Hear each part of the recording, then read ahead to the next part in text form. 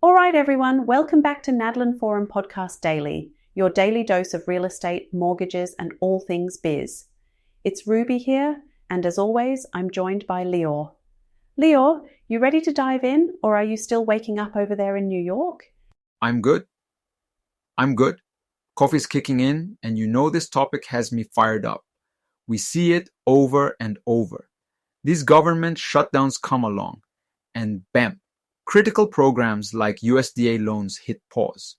But a lot of folks don't really understand what makes these USDA loans so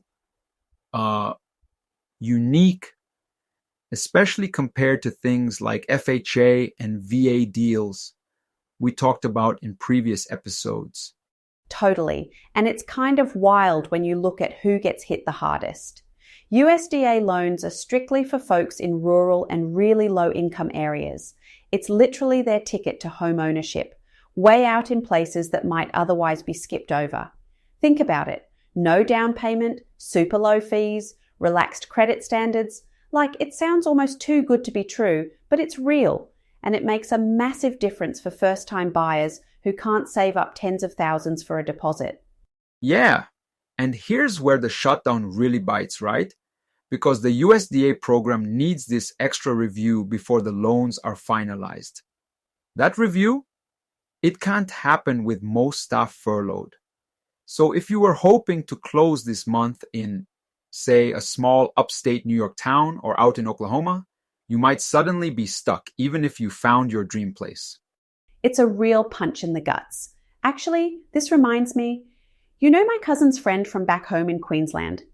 Their family moved to rural Texas and used, well, the American version of what we'd call a government-assisted loan. No down payment, that same sort of rural focus.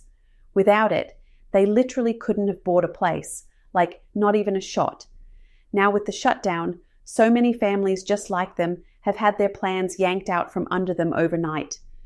You can almost hear the stress on the phone lines, can't you? For sure. And what's especially tough is people often assume all government-backed loans are affected the same way. But it's really just USDA that's paused. FHA and VA loans keep rolling because they don't have that same bottleneck with the final review. So as we break this down, it's worth remembering it's not one size fits all. USDA buyers are dealing with something, honestly, a lot rougher here. All right, let's get into how the wheels come off, technically speaking. Because people ask, why can't they just keep processing these loans? What's the big deal?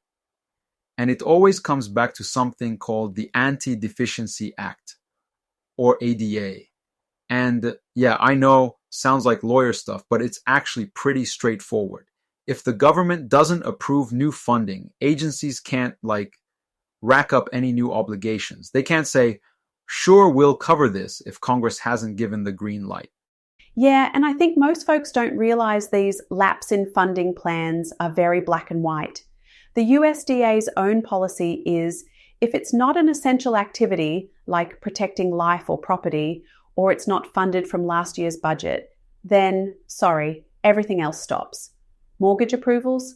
Not in the emergency bucket. So even if you're halfway through a deal, the second a shutdown triggers, the agency legally just stops. Exactly. I actually watched this firsthand with a client, small investor just outside Ithaca, NY. He had an accepted offer, financing locked, moving trucks ready, and boom, shutdown hits. Overnight, he's stuck waiting weeks for that USDA stamp of approval. His seller was furious.